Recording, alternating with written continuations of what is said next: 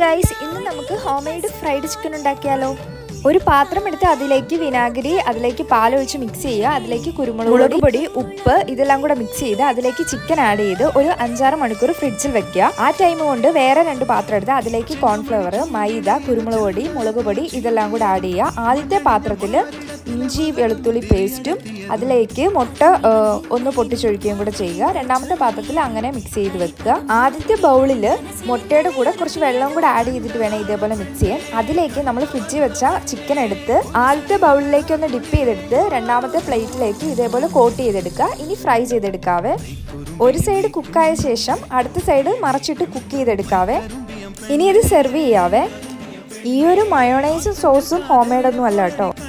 എന്നാൽ പിന്നെ ടേസ്റ്റ് ചെയ്ത് നോക്കിയാലോ. ഇന്ന് ഞാൻ മാത്രമല്ല കേട്ടോ, ഇന്ന് ഒരു ഗസ്റ്റും കൂടെ ഉണ്ട് നമുക്ക്.